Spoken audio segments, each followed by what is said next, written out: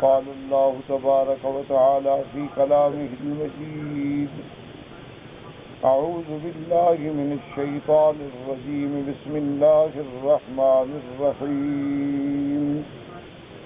وبالحق أنزلناه وبالحق نزل وما أرسلناك إلا مبشرا ونذيرا وقرآنا فرقناه لتقرأه على الناس على مكث ونزلناه تنزيلا. سورۃ الاسراء کی ان آیات میں اللہ تبارک و تعالی نے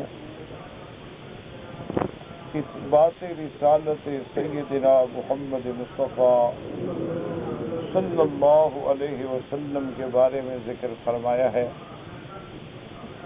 جیسا کہ الحمدللہ آپ پہلے بھی سن چکے ہیں کہ قرآن مقدس میں جو مسائل سب سے اہم ہیں، سب سے مہم ہیں، بنیادی مسائل ہیں، وہ تین ہیں: مسئلہ توحید، مسئلہ نبوت و رسالت، اور مسئلہ معاد یعنی قیامت. یہ تین مسائل جو ہیں ان پہ دین کی بنیاد ہے، اساس ہے، اصول ہے. تو اسی ضمن میں اب ان آیات مبارکہ میں چونکہ سورۃ الاسراء اس کی ابتدا جو ہے وہ بھی معجزات محمد مصطفیٰ سے ہے صلی اللہ علیہ وسلم کے. حضور پاک نے مسجد الحرام سے مسجد اقصیٰ کا کیسے سفر فرمایا، تو جہاں اسراء کا ذکر آئے گا وہاں معراج کا بھی ذکر آئے گا، چونکہ پہلا حصہ اسراء ہے اور آخری حصہ معراج ہے. اس کے بعد آپ نے الحمدللہ جیسے پڑھا تھا یا سنا تھا کہ مشرکین مکہ جو تھے وہ شبہات پیدا کرنے کے لیے، اللہ کے پیغمبر کا امتحان کرنے کے لیے یہودیوں سے سیکھ کے سوالات کرتے تھے. انہوں نے حضور صلی اللہ علیہ وسلم سے تین سوال پوچھے تھے: ایک روح کے بارے میں، اور ایک اصحاب کہف کے بارے میں، اور ایک ذوالقرنین کے بارے میں. تو حضور صلی اللہ علیہ وسلم نے ان کو اللہ کے قرآن کے آنے کے بعد اصحاب الکہف اور ذوالقرنین کے بارے میں تفصیلی جواب عطا فرمایا، اور روح کے بارے میں اجمالی اللہ کا حکم پہنچا دیا کہ روح اللہ کے امر کا نام ہے، اس سے زیادہ تمہاری حیثیت علمی نہیں کہ اس میں پڑھ سکو. تو اس کے جواب کے باوجود بھی کفار و مشرکین جو تھے وہ نہ مانے. پھر اللہ نے قرآن میں ذکر فرمایا تھا کہ انہوں نے پھر ایک دفعہ سارے کے سارے بڑے بڑے سردار اکٹھے ہو کے آئے اور حضور صلی اللہ علیہ وسلم سے مطالبات کی. یا رسول اللہ صلی اللہ علیہ وسلم، اگر آپ ہمارے یہ مطالبات مان لیں تو پھر ہم اسلام لانے پہ غور کریں. حالانکہ ان کا یہ سوالات جو تھے یہ بھی نعوذ باللہ ایک عناد تھا، استہزاء تھا، وہ کوئی ایمان لانا نہیں چاہتے. ان سوالات میں انہوں نے کہا کہ یا رسول اللہ کہ اگر آپ مکہ مکرمہ میں چشمے جاری کر دیں اور مکہ مکرمہ کے اندر یہ پہاڑ جو ہیں ہٹ جائیں اور ان وادیوں کے اندر کھجوروں کے اور انگوروں کے بڑے بڑے باغ لہلہائیں اور ان کے درمیان میں نہریں جاری ہو جائیں، یا آپ ایسا کریں کہ ہمیں جو آپ ہر وقت اللہ کے عذاب سے ڈراتے ہیں تو آسمان کا کوئی ٹکڑا ہم پر گرا دیں، یا پھر آپ ایسا کریں کہ خود اللہ ہمارے سامنے آ کے بات کریں، ملائکہ ہمارے سامنے آ کے بات کریں،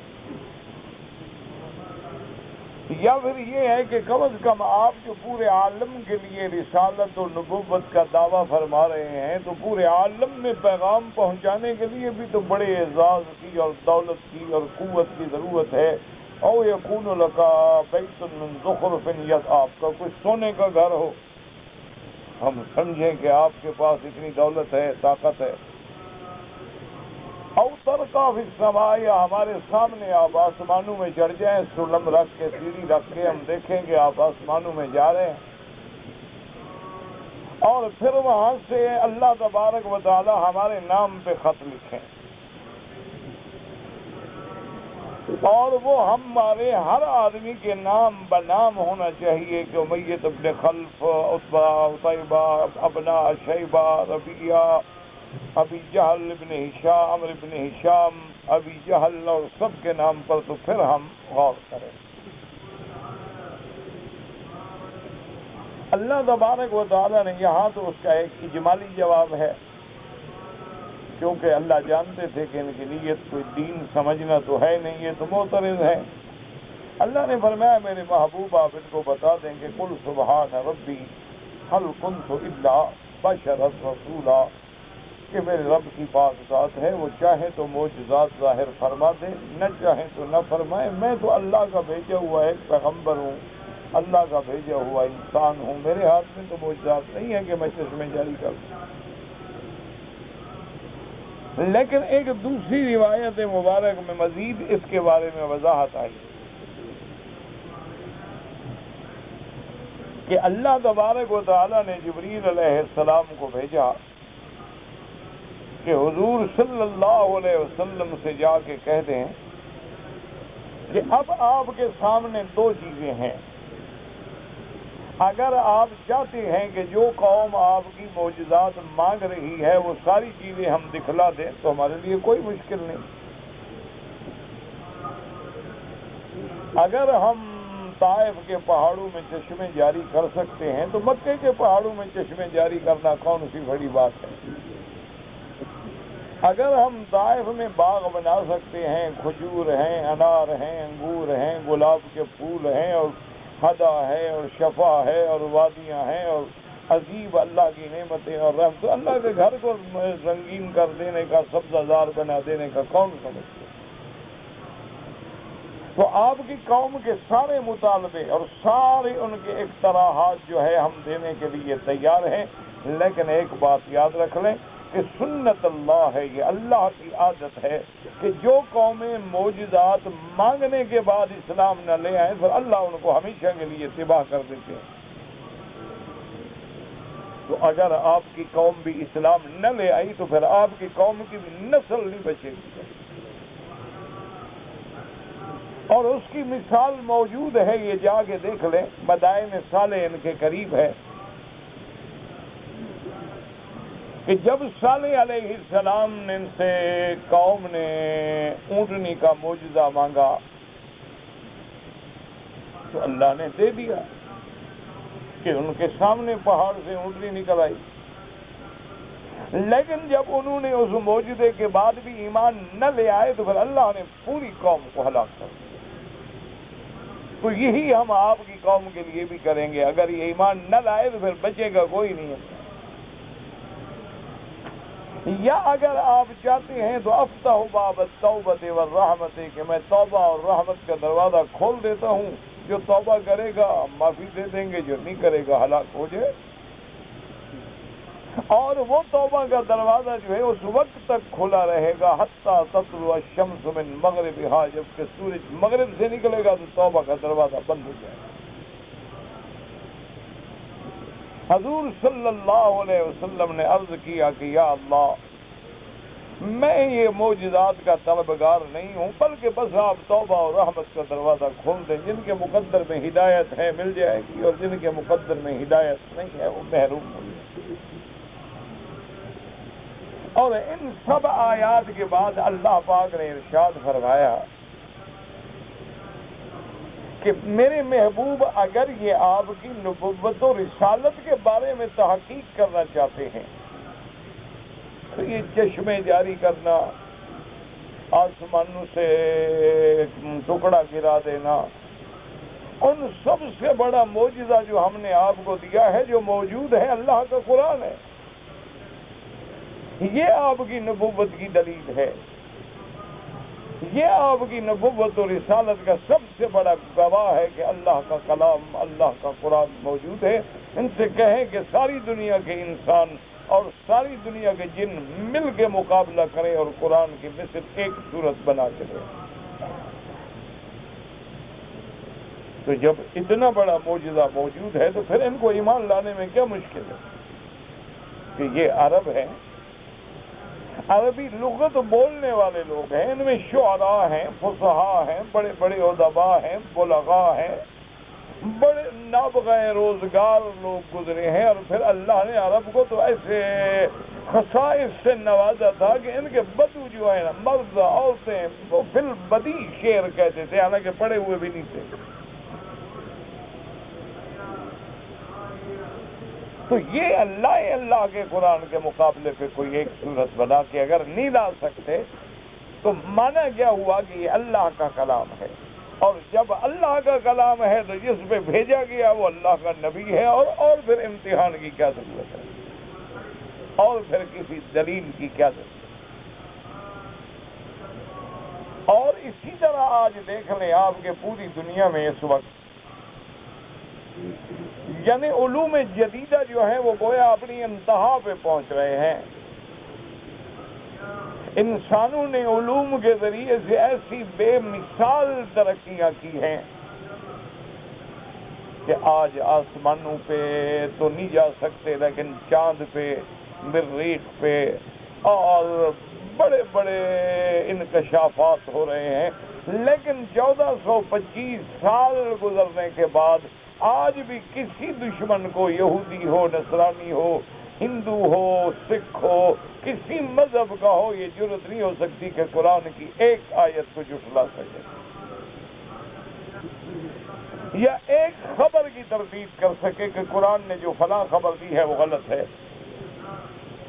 یا قرآن پاک نے جس چیز کو حلال فرمایا ہے یا جن چیزوں کو قرآن نے حرام کہا ہے وہ بتا دے کہ نہیں جناب یہ حلال میں یہ نقصان ہے اور حرام میں یہ فائدہ ہے۔ بلکہ آج دنیا اعتراف کر رہی ہے، جو علم بڑھ رہا ہے اور جو اللہ کا قرآن ان کے سامنے آ رہا ہے۔ پہلے تو قرآن پڑھنا بہت مشکل ہوتا تھا نا، اب تو ایک موبائل کے اندر بھی پورا قرآن لاؤڈ ہے۔ آج کل تو ایک موبائل ٹیلی فون میں بھی پوری بخاری شریف لاؤڈ ہے۔ آج تو ایک چھوٹی سی لیب کے اندر پورا سیاہ ستہ جو ہے وہ لاؤڈ ہے۔ اور آج آپ نے قرآن پاک کے مشکل سے مشکل حرف کے بارے میں حل لغت کرنی ہو، کمپیوٹر پہ ہاتھ رکھیں، انٹرنیٹ پہ فوراً آپ کے سامنے جواب آ جائیں گے۔ تو جو اللہ کی رحمت سے قرآن کی اشاعت بڑھ رہی ہے اور قرآن کا مطالعہ عام ہو رہا ہے، تو جس بندے نے بھی اس میں انصاف سے نظر ڈالی ہے اس نے فوراً کلمہ پڑھا، اشہد ان لا الہ الا اللہ و اشہد ان محمد الرسول اللہ، کی واقعی اللہ کا کلام۔ اس کی ایک معمولی سی مثال میں عرض کر دوں تاکہ آپ کو سمجھ آئے۔ دیکھیں اسلام نے کہا زنا حرام، اسلام نے فرمایا ہے کہ زنا جو ہے وہ کبائر میں سے ہے، سب سے بڑا کبیرہ گناہ ہے، ان کبائر میں سے ہے جو بندے کو ہلاک کر دیتے ہیں، جو نسلوں کو ہلاک کر دیتے ہیں، خاندانوں کو مٹا دیتے ہیں۔ اللہ تبارک و تعالیٰ نے حتیٰ کہ قرآن میں یہ حکم دیا کہ تم زنا کے قریب بھی نہ جاؤ، یعنی جہاں جہاں تمہیں جس گلی میں تہمت لگنے کا خطرہ ہو اس گلی میں داخل ہی نہ ہو، بغیر کسی اہم ضرورت کے، اور وہ بھی پردے کے پیچھے کسی غیر محرم سے بات نہ کرو، غیر محرم کے ساتھ علیحدہ نہ بیٹھو، غیر محرم کے ساتھ سفر نہ کرو، کسی اجنبی عورت کے ساتھ ملو نہیں، ہاتھ نہ ملاؤ، بے حجابانہ آگے نہ بڑھو، اپنی بد نگاہی نہ کرو، ہر وقت اپنی نظروں کو نظر جھکا کے رکھو، کسی غیر کے چہرے پہ نظر نہ ڈالو۔ اسلام نے اتنی پابندیاں لگائیں کہ زنا حرام حرام حرام۔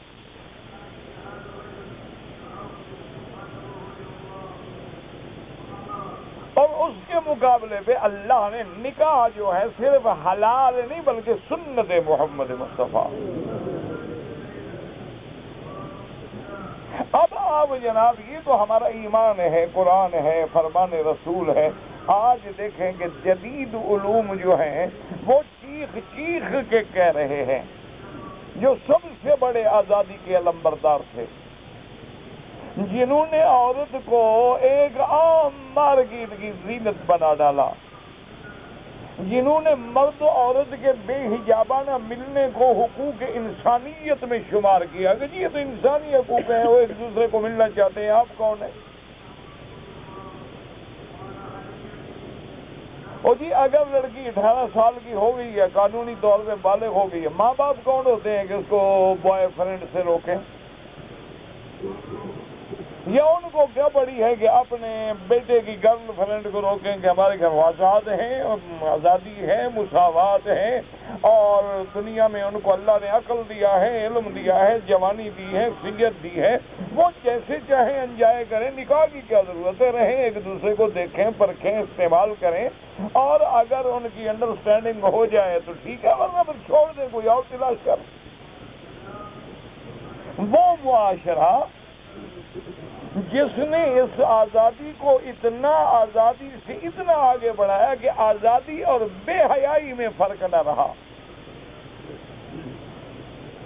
جس نے انسانی حقوق کے نام پہ انسانیت کو اتنا رسوا کیا کہ انسانیت اور حیوانیت میں فرق نہ رہا،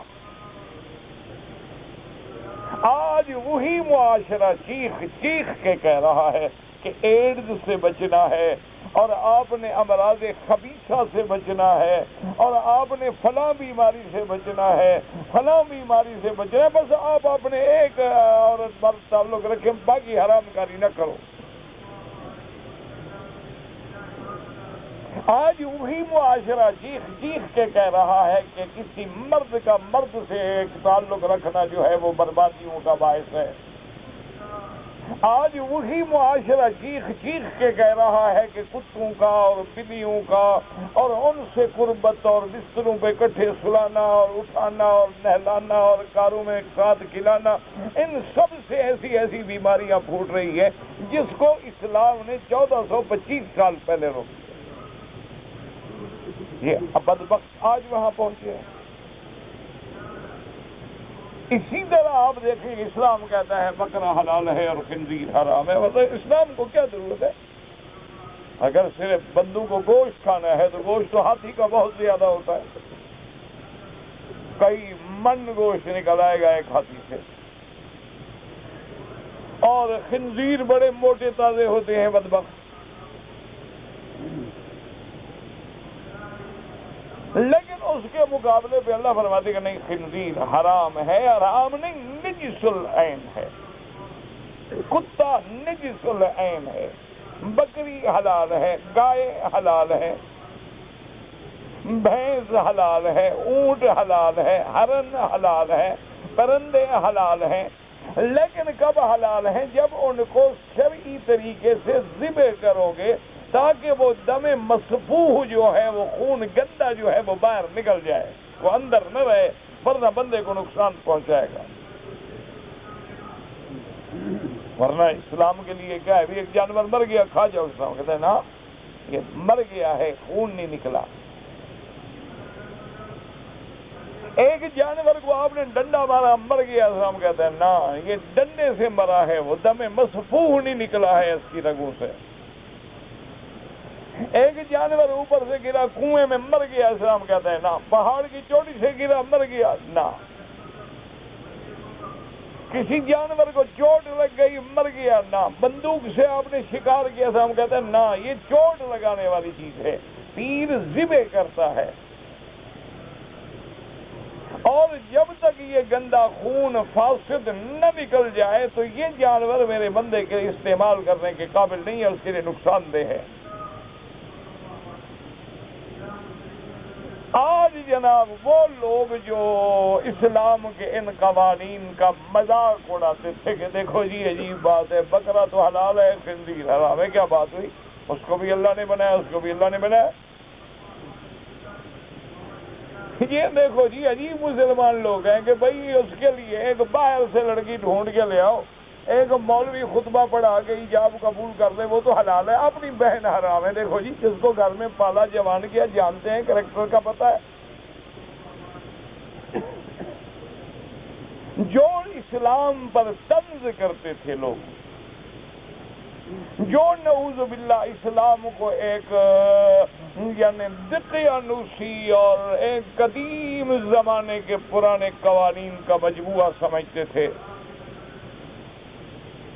جو اسلام کے قوانین کو نعوذ باللہ وحشیانہ قانون سمجھتے تھے، آج وہ خود مان رہے ہیں، اعتراف کر رہے ہیں کہ نہیں، اسلام ٹھیک کہتا ہے خنزیر کے کھانے سے کینسر پیدا ہوتا ہے، خنزیر کے کھانے سے انسان کے گردے موٹے ہو جاتے ہیں، خنزیر کے کھانے سے انسان میں وہ غیرت کا جو مادہ، جو جین ہے، وہ ختم ہو جاتا ہے، آدمی بغیرت ہو جاتا ہے۔ آج وہ مان رہے ہیں۔ آپ دیکھیں، اسلام نے کہا کہ تمباکو حرام ہے، سگریٹ حرام ہے، شراب حرام ہے، نشہ حرام ہے، ہر نشہ آور چیز حرام ہے، اسلام نے ہم سے پہلے کہا۔ اور جن لوگوں کا کھانا بغیر شراب کے ہضم نہیں ہوتا، یعنی آپ باہر کے ملکوں میں جاتے ہیں، دیکھتے ہیں، وہاں اگر آدمی ہوٹل میں بیٹھ کے کھانے کے وقت پانی مانگے نا تو وہ بڑے حیران ہو کے دیکھتے ہیں کہ کیا کہہ رہے ہو؟ وہ بھائی پانی چاہیے۔ کیا پانی؟ کیا یعنی وہ حیران ہو جاتے، یہ پاگل کون سا آ گیا، یہ کون بے وقوف آ گیا ہے کہ ڈنر کے ٹائم میں یا لنچ کے ٹائم یہ پانی مانگ رہا ہے؟ بھائی بیئر مانگو، وائن مانگو، کوئی اسکی مانگو، اسکاچ مانگو، یہ کیا مانگ رہا ہے ہم سے؟ تو وہ لوگ جو ہیں نا جی، جو اتنا یعنی اس چیز کو، میرے خیال میں بچہ پیدا ہو تو جیسے ہم گھٹی لگاتے ہیں نا زمزم کی، وہ شراب سے گھٹی لگاتے ہیں۔ جیسے ہمارے ہاں آپ دیکھتے ہیں نا جی کہ کوئی اچھا گوشت بنانا تو خالص گھی میں بھی ذرا اس کو بھون لو، وہ گوشت جو ہے اس کو بھی وسکک میں ڈبو کے یا برانی میں ڈبو کے پھر پکاتے ہیں۔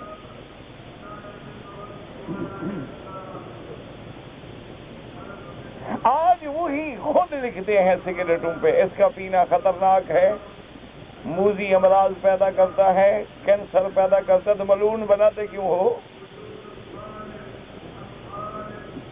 جب مان رہے ہو کہ کینسر پیدا کرتا ہے، صرف پیسہ کمانے کے لیے قوم کو کینسر تقسیم کر رہے ہو۔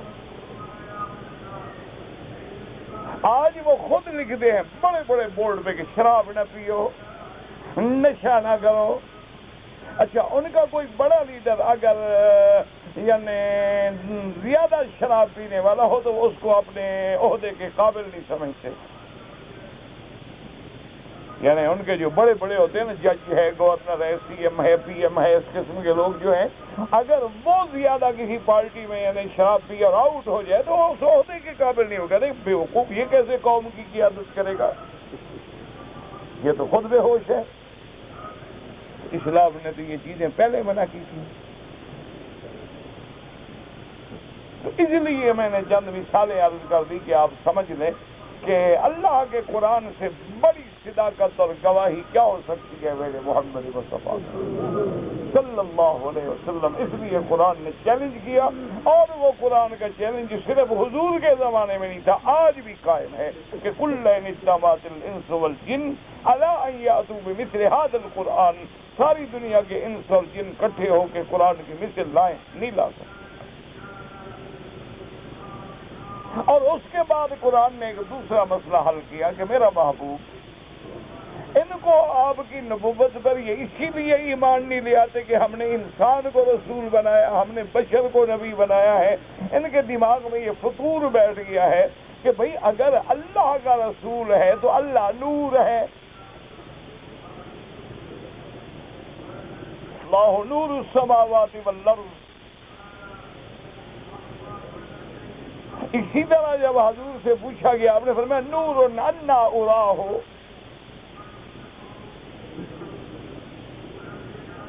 تو اب وہ کہتے ہیں کہ جناب جب نور وہ ذات جو نور ہے، جو دائم ہے، جو باقی ہے، جو حی ہے، جو قیوم ہے، اس کا جو رسول آئے وہ بھی تو نوری ہو نا،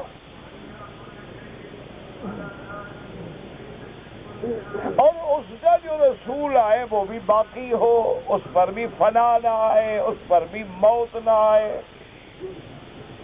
اور جب وہ اللہ کا رسول ہے، اللہ کھانے سے پاک ہے، پینے سے پاک ہے، بیٹے بیٹی سے پاک ہے، بیوی سے پاک ہے، تو اس کا رسول بھی کھانے سے پاک ہو، پینے سے پاک ہو، بیوی سے پاک ہو، بیٹی بیٹے سے پاک ہو۔ ان کو ہم کیسے رسول بنا لیں گے؟ یاکلون الطعام ویمشون فی الاسواق، کہ کھانا بھی کھاتے ہیں، بازاروں میں بھی پھرتے ہیں، شادی بھی کرتے ہیں، اولادیں بھی ہوتی، یہ کیسے نبی مان لیں؟ بشر ہیں، یہ تو بشر ہے، نبی کیسے ہو سکتا ہے؟ اسی لیے یاد رکھو کہ یہ کافروں کا عقیدہ تھا کہ انبیاء بشر ہیں، نبی نہیں ہو سکتے، اور ہمارے جاہل کا عقیدہ ہے نبی تو ہیں لیکن بشر نہیں ہو سکتے۔ اب فیصلہ خود کریں کہ ان کے عقیدے میں یا ان کے عقیدے میں فرق کیا ہے۔ یعنی وہ پہلی جو مانتے تھے کہ بشر تو ہیں لیکن نبی نہیں ہو سکتے، یہ دوسری جو مانتے ہیں نبی تو ہیں لیکن بشر نہیں ہو سکتے۔ کہانی یوں پکڑو یا یوں پکڑو، مسئلہ تو ایک ہی ہے۔ اسی لیے آج بھی ہمارا جاہل جو ہے وہ کہے گا حضور سراپا نور ہیں، توبہ توبہ توبہ، بشر کہہ رہے ہو، عقل کرو بھائی، نا ان کا بے وقوف ہے۔ حقیقت جو ہے یہ تو لباس بشریت ہے۔ اسی لیے ان کے عقیدے تو اور آگے بڑھ گیا، وہ کہتے میرا مرشد جو ہے وہ بھی نور ہے، سراپا نور، حضور پر نور۔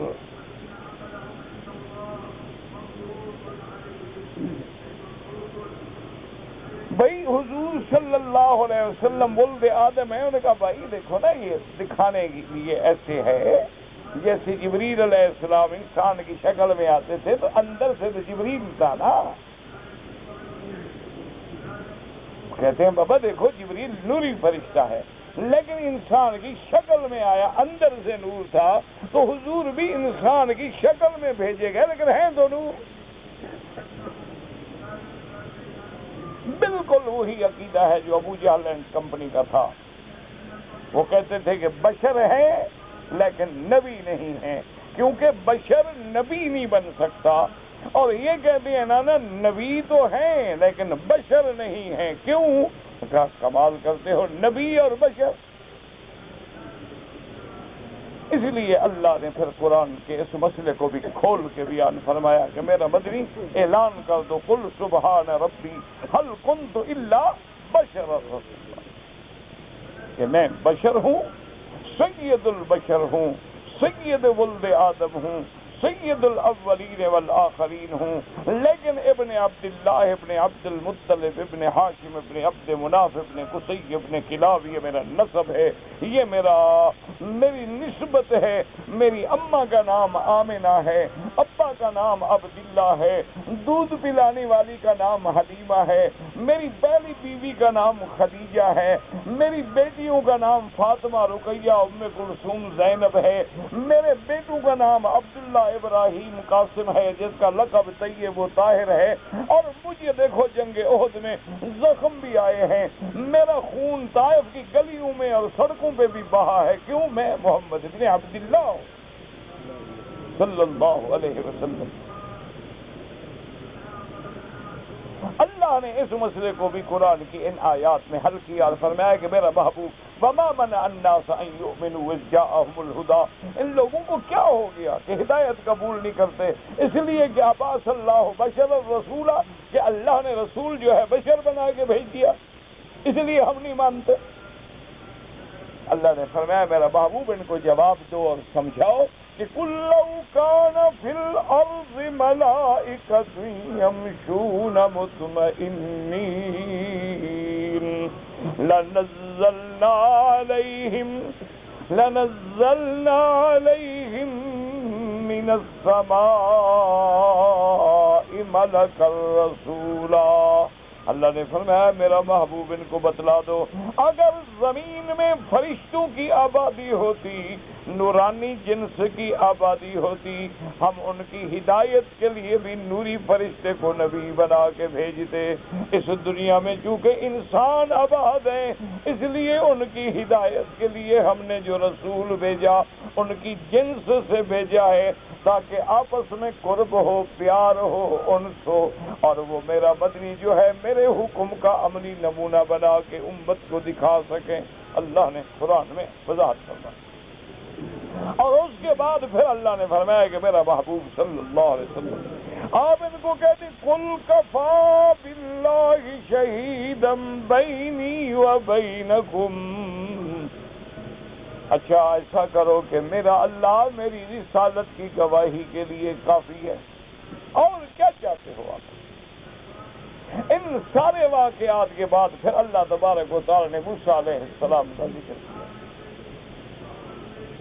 اللہ نے فرمایا وَلَقَدْ آتَيْنَا مُوسَىٰ 9 آیَاتٍ بَيِّنَاتٍ، کہ میرے محبوب ہم نے موسیٰ علیہ السلام کو بھیجا اور ان کو ہم نے 9 معجزے عطا فرمائے۔ یاد رکھو آیات کا لفظ جو ہے 2 معنوں میں استعمال ہوتا ہے، ایک تو آیت سے مراد ہوتی ہے قرآن کی آیات، اور ایک آیت سے مراد ہوتی ہے وہ معجزات جو اللہ اپنے انبیاء کو عطا فرماتے ہیں۔ اسی لیے ان آیات مبارکہ میں مفسرین کے دونوں قول ہیں۔ بعض فرماتے ہیں کہ موسیٰ علیہ السلام کو ہم نے آیات بینات یعنی وہ احکام جیسے قرآن میں احکام ہیں ہم نے ان کو بھی دیے، اور بعض علماء نے فرمایا کہ نہیں، آیات بینات سے مراد یہ ہے کہ ہم نے موسیٰ، یعنی آپ اندازہ کریں اور اسی سے ان واقعات کو یوں نہ پڑھا کرو کہ جیسے کوئی تاریخ پڑھ رہے ہو، کوئی ڈائجسٹ پڑھ رہے ہو، کوئی رسالہ پڑھ رہے ہو، کوئی تفریح کرنے کے لیے کوئی کتاب اٹھا کے پڑھ لی۔ یہ اللہ کا قرآن ہے، اس میں غور کیا کرو، تدبر کیا کرو، قرآن کو سمجھ کے پڑھا کرو کہ اللہ تبارک و تعالیٰ نے اس دور کی فرعون جیسی قوت، یعنی اندازہ کریں کہ فرعون کی اتنی بڑی طاقت تھی اعتبار ظاہری سے کہ لاکھوں کی فوج اس دور میں، اتنا بڑا ملک، اتنا بڑا اقتدار، اتنی بڑی قوت، اتنی بڑی حکومت کے نعوذ باللہ خدائی کا دعویٰ کر بیٹھا کہ انا ربکم الاعلی۔ لیکن مقابلے کے لیے اللہ تبارک و تعالی نے جب بھیجا تو کن کو بھیجا؟ حضرت موسیٰ علیہ السلام اور ہارون علیہ السلام کو۔ حالانکہ قرآن نے خود ذکر کیا کہ فرعون ذی الاوتاد، وہ اپنے وقت کا ظالم بادشاہ کہ جو اپنے مخالفین کو ذی الاوتاد، علماء نے مفسرین نے روایات سابقہ سے کتب متقدمہ سے لکھا ہے کہ فرعون کا ظلم کا یہ عالم تھا کہ اپنے مخالفین کو لٹا کے ان کے ہاتھوں میں بھی پاؤں میں بھی میخیں گڑوا دیتا تھا زمین میں، جیسے آج کل کے فرعون بھی دیکھیں نا آپ نے جو ڈرل کرتے ہیں آدمیوں کو۔ موجودہ دور کے فرعین کے ظلم بھی آپ دیکھ رہے ہیں۔ میرے خیال میں اگر سابقہ فرعین بھی اکٹھے ہو جائیں، سابقہ ظالموں کو اللہ زندہ کر دے تو اس دور میں جو ظالم پیدا ہوئے ہیں وہ سابقہ ان کے آگے ہاتھ باندھ کے کھڑے ہو جائیں۔ انہوں نے انسانیت پر ظلم کے ایسے انداز اختیار کیے ہیں کہ تاریخ اس سے عاجز ہے، تاریخ قاصر ہے۔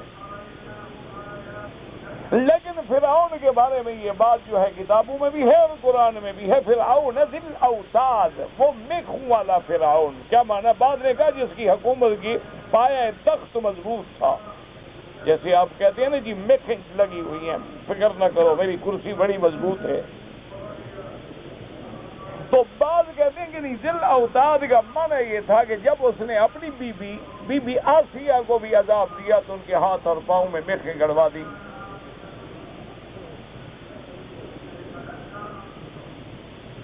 اور پھر وہ یہ کرتا تھا کہ ہاتھ اور پاؤں میں میخیں گڑوا کے ایک بہت بڑا پتھر جو ہے اوپر منجنیق میں لٹکاتا تھا، اس کو کہتا کہ یا میری خدائی کا اقرار کرو، اور وہ پتھر گرا دیا جاتا تھا، وہ اس کو کچل کے رکھ دیتا۔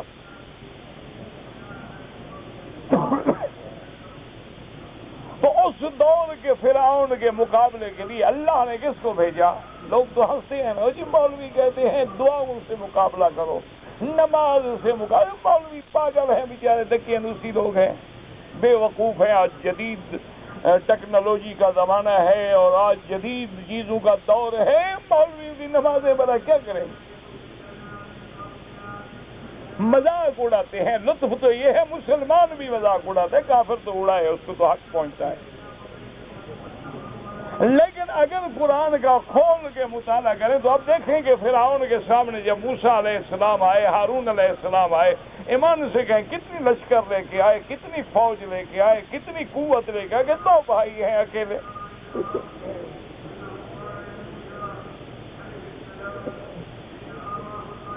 اسی لیے تو فرعون نے ان کو دیکھ کے کہا نا کہ من ربکم یا موسیٰ، کون رب ہے جس نے تمہیں میرے پاس بھیج دیا؟ کیا لینے کے لیے آئے ہو؟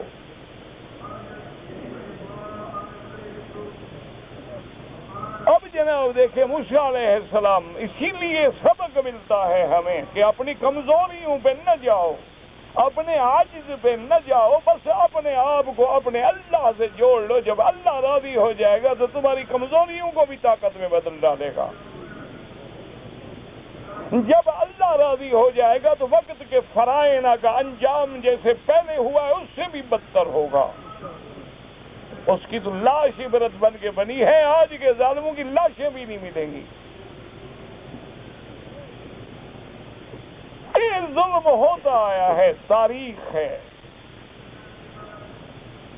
تو اب جناب دیکھیں موسیٰ علیہ السلام کے پاس کیا ہے، جناب کھڑے ہیں. کہنے لگا اچھا موسیٰ علیہ السلام تم کیا ہو؟ ان کا رسول نے کہا تم وہی موسیٰ نہیں ہو، الم نربک فینا ولیدا. وہ وہی تم چھوٹے تھے، بچے تھے، ہمارے گھر میں پلے، ہمارے گھر میں کھایا پیا، ہم نے تمہیں پالا پوسا، پروان چڑھایا، اور آج ہمارا مقابلہ کرتے ہو. آج بھی بڑے لوگ یہی کہتے ہیں مولوی ہمارے ٹکڑوں پہ پلتے رہے اور ہمیں بک بک کرتے ہیں. یہ نئی بات نہیں ہے، ہمیشہ سے فرائض یہ کہتے آئے ہیں. تو اللہ تبارک و تعالیٰ کے پیغمبر سے کہنے لگا تم، انہوں نے کہا بالکل میں وہی ہوں. اور اس نے کہا تمہیں یاد ہے کہ تم نے ہمارے ایک بندے کو مار دیا تھا، ایک قبطی کو. مارنے کے بعد تم یہاں سے مفرور ہو گئے، وہ FIR تمہاری محفوظ ہے ہمارے پاس. وَفَعَلْتَ فَعْلَتَكَ الَّتِي فَعَلْتَ، وہ جو تم نے جرم کیا تھا ہم نہیں بھولے، ہم سمجھدار لوگ ہیں، محفوظ رکھتے ہیں ہر چیز. وقت ضرورت جو ہے ایسی چیزیں کام آ جاتی ہیں.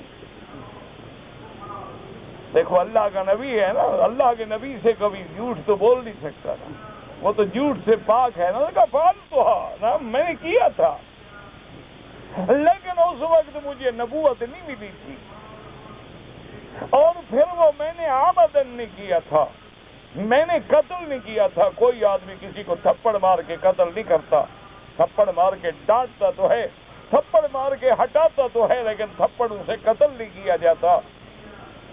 اور پھر میں تمہارے ظلم سے خائف ہو کے تمہارا ملک چھوڑ کے چلا گیا، لیکن اللہ نے مجھے نبوت کا تاج پہنا کے تیرے پاس بھیجا ہے. تو اس نے کہا اچھا آپ میرا مقابلہ کریں گے؟ اس نے کہا بالکل. اسی لیے دیکھیں فرعون کیا کہتے ہیں، ان رسولکم الذی ارسل الیکم لمجنون. فرعون کہنے لگا کہ اے لوگو، اے میرے وزراء، اپنی کابینہ کو مخاطب کر کے کہنے لگا دیکھو یہ تو معلوم ہوتا ہے کوئی دیوانہ آدمی ہے، دو آدمی آ گئے میری طاقت کا مقابلہ کرنے کے لیے.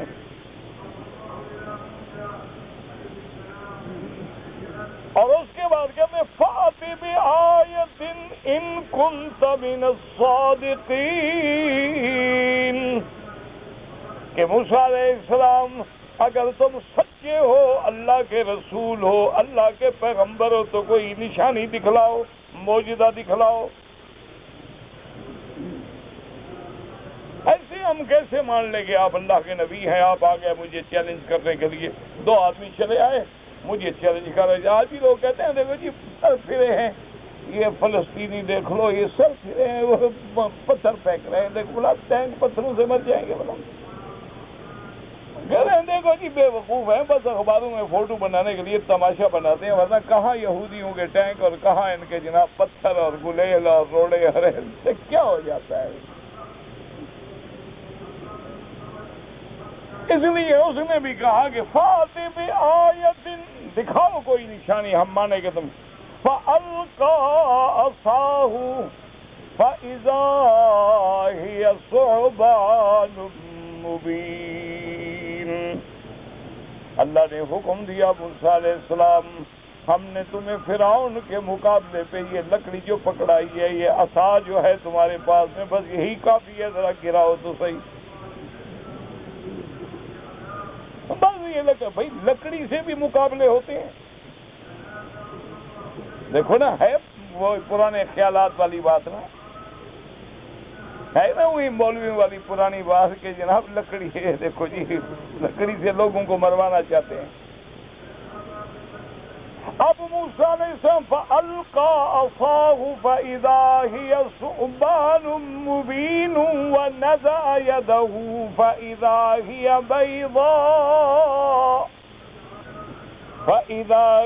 بَيْضَاءٌ لِّلنَّاظِرِينَ۔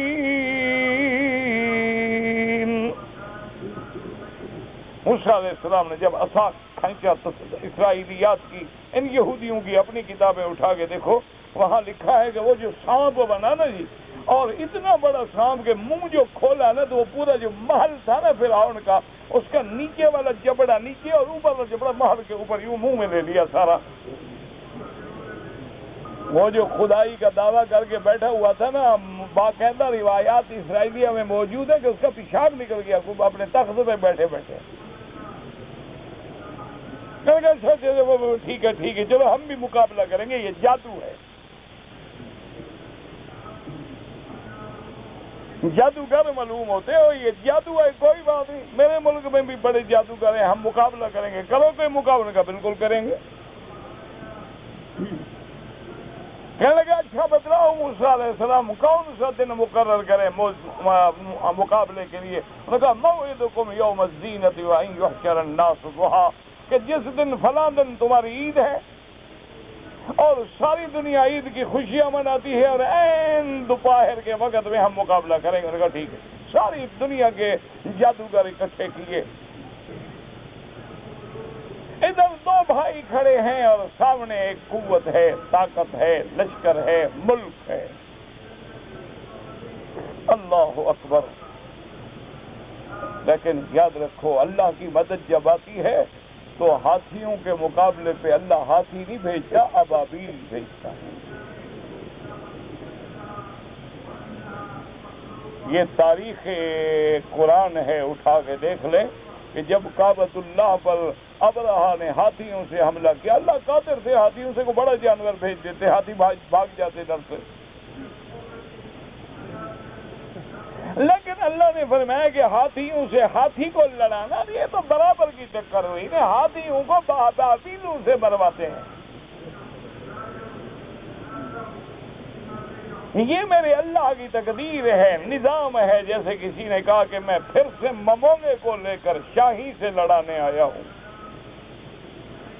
اور دعا کرو انشاءاللہ انشاءاللہ انشاءاللہ وہ وقت قریب ہے، اور دنیا جو آج ہم پہ ہنستی ہے، جو آج ہمیں دقیانوسی کہتی ہے، ملا کہتی ہے، یہ پرانے دور کے پرانے منجمد عقل والے لوگ ہیں، جو بھی کہہ رہے ہو، لیکن وقت آنے والا ہے، کفر مٹ جائے گا اور اسلام غالب آئے گا۔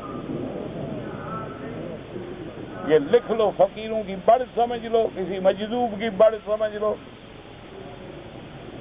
لیکن بالکل ایسے ہے جیسے خدا کا کعبہ ہمارے سامنے کھڑا ہے نا، ہمیں بالکل اسی طرح اسلام کے غلبے پہ یقین ہے کہ اسلام کو اللہ غالب کریں گے۔ واللہ غالب علی امرہ ولکن اکثر الناس لا یعلمون۔ لیکن یہ مار کیوں پڑ رہی ہے؟ وجہ یہ ہے کہ ہم خدا کا نام لے کر بھی غدار ہیں، اسلام کا نام لے کر بھی غدار ہیں، محمد مدنی کی امت کہلا کر بھی غدار ہیں، کلمہ محمد مصطفیٰ کا پڑھتے ہیں، لیکن عمل کافروں کے قانون پہ کرتے ہیں، دعویٰ قرآن کا کرتے ہیں، لیکن فیصلے لارڈ مکالے کے قانون پہ کرتے ہیں۔ ہم دعویٰ کرتے ہیں کہ حضور کا روضہ کملی والا چوم لیتی ہیں، اس کو چوم کے رکھ لیتے ہیں، لیکن فیصلے کافروں کے حکم پہ کرتے ہیں، اس لیے ہمیں وہ مار پڑ رہی ہے۔ لیکن آخر اللہ تبارک و تعالیٰ کی رحمت جب آئے گی، اللہ کی نصرت جب آئے گی، اللہ تبارک و تعالیٰ کی مدد جب آئے گی، تو یہ عاجز جو ہے انشاءاللہ لِيُظْهِرَهُ عَلَى الدِّينِ كُلِّهِ وَكَفَى بِاللَّهِ شَهِيدًا۔ اللہ نے فرمایا میرا مدنی میرا وعدہ ہے تیرے دین کو سارے ادیان پہ غالب کر دوں گا۔ وعدہ پورا ہوگا، ہمارا ایمان ہے۔ اور اس وعدے کا گواہ کون ہے؟ قرآن سے پوچھو نا، وَكَفَى بِاللَّهِ شَهِيدًا۔ اللہ نے فرمایا میرا مدنی تمہیں کسی کی گواہی کی ضرورت نہیں، میں جو تیرا گواہ ہوں۔ اور پھر اسی جگہ اللہ نے نام بھی لیا محمد الرسول اللہ، ورنہ اللہ میرے نبی کا نام نہیں لیتے، بہت کم جگہ پہ نام ہے، ورنہ لقب سے خطاب ہوتے، یا ایھا النبی، یا ایھا الرسول، یا ایھا المزمل، یا ایھا المدثر۔ نام وہاں لیتے ہیں جہاں کوئی اہم فیصلہ کرنا ہوتا ہے، اس لیے ان آیات میں اللہ نے آگے نام بھی لیا تاکہ کسی کو شک نہ رہے کہ کون سا دین غالب آئے گا۔ فرمایا وہ دین جو محمد الرسول اللہ، جو محمد الرسول اللہ لائے ہیں، وہ دین غالب آئے گا۔ تو اس لیے اب جناب دیکھیں کہ فرعون کی ساری طاقت آ گئی، جادوگر آ گئے، انہوں نے جناب اپنے 70,000 تو صرف جادوگر تھا 2 بندوں کے مقابلے پہ، جب آ گئے تو کہنے لگے قرآن ہے، یہ کوئی لیلا مجنو کی باتیں نہیں، یہ کوئی سی رائٹر کے افسانے نہیں، اللہ کا قرآن ہے۔ قالوا یا موسیٰ اما ان تلقی و اما ان نکون من الملقین۔ وہ سارے جادوگروں کے جو بڑے تھے کہنے لگے کہ موسیٰ علیہ السلام آپ اپنا فن کا اظہار کریں گے یا ہمیں اجازت دیں گے کہ ہم پہلے اپنے فن کا اظہار کریں؟ اچھا، بعض اولیاء اللہ نے بڑا عجیب نکتہ لکھا ہے، ہر کسی کی اپنی سوچ ہوتی ہے نا قرآن کے معنی میں۔ انہوں نے کہا کہ ان لوگوں نے جب نبی کا ادب کیا، حالانکہ وہ تو بادشاہ کی طاقت تھی نا، وہ تو بادشاہ کے منگوائے ہوئے تھے، تو فرعون کے لوگ تھے، ان کو کیا ضرورت تھی کہ موسیٰ علیہ السلام کو اہمیت دیتے؟ لیکن انہوں نے جب پیغمبر کا ادب کیا تو اس ادب سے اللہ راضی ہو گیا۔ اس لیے دعا کرو کہ اللہ ہمیں بھی ادب نصیب فرمائے، کعبے کا ادب، مدینے کا ادب، قرآن کا ادب، انبیاء و رسولوں کا ادب، شریعت کا ادب، بزرگوں کا ادب، اولیاء اللہ کا ادب، فقہاء امت کا ادب، محدثین کا ادب۔ ادب ہوگا تو دین ہوگا، بے ادب محروم شد از فضل رب، اور جب آدمی بے ادب ہوتا ہے تو رحمت خدا سے محروم ہو جاتا ہے۔ اب انہوں نے کہا کہ مسلم نے کہا کہ بھائی تم دکھاؤ کیا دکھانا چاہتے ہیں۔ اللہ اکبر، جب انہوں نے جناب وہ رسیاں ڈالی تو سارا میدان جو تھا نا وہ سانپوں سے بھر گیا۔ وجہ کیا تھی؟ فرعون نے ان کو بتایا تھا نا کہ موسیٰ علیہ السلام لکڑی ڈالتا ہے سانپ بن جاتا ہے، وہ مقابلے پہ سانپ بنا کے لے آئے نا تاکہ لوگوں کو ہم دھوکہ دے سکیں، بھائی وہ بھی سانپ بناتے، دیکھو ہم نے 70,000 سانپ بنا دیا ہے، تو کون سی بڑی بات ہو گئی؟ تو موسیٰ علیہ السلام کے اس معجزے کو بے اثر کرنے کے لیے انہوں نے بھی سانپ بنا کے دکھلائے قوم کو۔ اب موسیٰ علیہ السلام کو بھی دل میں خیال آیا کہ یا اللہ، میرا جب لکڑی گرے گی یہ بھی تو سانپ بنے گا، اور انہوں نے بھی سانپ بنا کے دکھا دیے ہیں۔ گو ٹھیک ہے، یہ نظروں کا دھوکہ ہے، یہ فریب ہے، یہ جھوٹ ہے، وہ حقیقت ہے، لیکن کون فرق کرے گا؟ کہیں گے وہ بھی سانپ ہے، یہ بھی سانپ ہے۔ تو حضرت موسیٰ علیہ السلام کے دل میں خیال آیا، تھوڑا خوف آیا، اللہ نے حکم دیا اللہ نے دل میں القاء فرما دیا، اللہ نے اسی وقت دل میں بات ڈالی، موسیٰ علیہ السلام گھبرانے کی ضرورت نہیں ہے۔ جن کے سروں پہ ہم نبوت کا تاج رکھتے ہیں، رسالت کا تاج رکھتے ہیں، شرف کلام بخشتے ہیں، ان کی عزت کا بھی ہم خود حفاظت فرماتے ہیں۔ آپ خیال کیوں کرتے ہیں؟ آپ لکڑی ڈالیں تو صحیح میدان میں، کوئی ایک لکڑی کام آ رہی ہے؟ فرعون کے سامنے ہو لکڑی، جادوگروں کے سامنے ہو لکڑی، اور دریا سے گزرنا ہو لکڑی، مارو جی پل بن جائے، ایسی لکڑی ہے نا، اللہ جب دے دیتا ہے تو پھر لکڑیاں کام آتی۔ اب جناب موسیٰ علیہ السلام، اللہ کا قرآن، فَأَلْقَىٰ مُوسَىٰ عَصَاهُ فَإِذَا هِيَ تَلْقَفُ مَا يَأْفِكُونَ۔ اللہ نے حکم دیا کہ موسیٰ علیہ السلام آپ عصا پھینکیں۔ موسیٰ علیہ السلام نے جو عصا پھینکا وہ تو اتنا بڑا سانپ بنا کہ 70,000 سانپ کو بھی نکل گیا، کھا گیا۔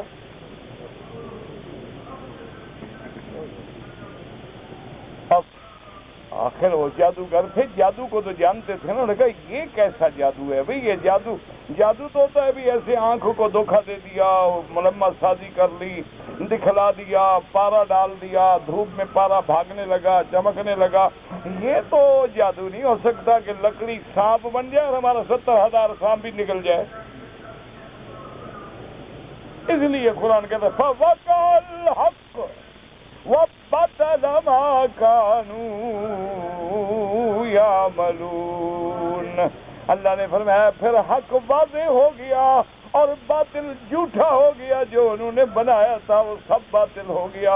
فَأُلْقِيَ السَّحَرَةُ سَاجِدِينَ قَالُوا آمَنَّا بِرَبِّ الْعَالَمِينَ۔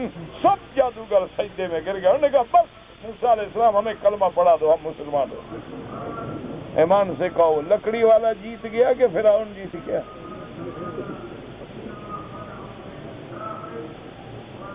اس لیے یاد رکھو، دعا کرو اللہ راضی ہو جائے۔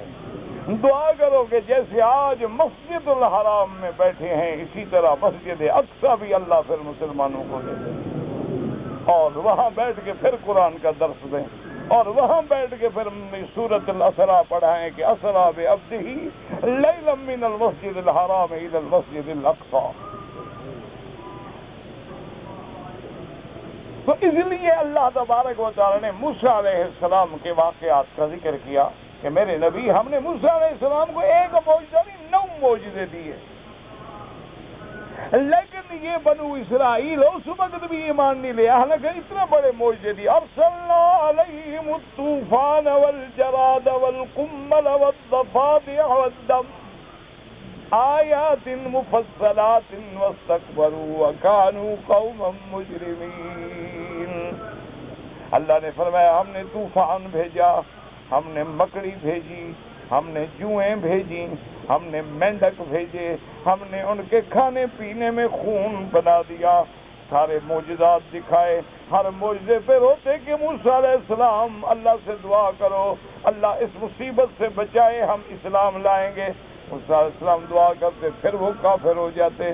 تو مقصد کیا تھا کہ میرا مدنی، آج جو یہود آپ اس سے معجزات مانگتے ہیں، انہوں نے تو موسیٰ کے معجزات دیکھ کر بھی ایمان نہیں لے آئے تھے، وہ آپ کے معجزے دیکھ کے کیسے ایمان لائیں گے؟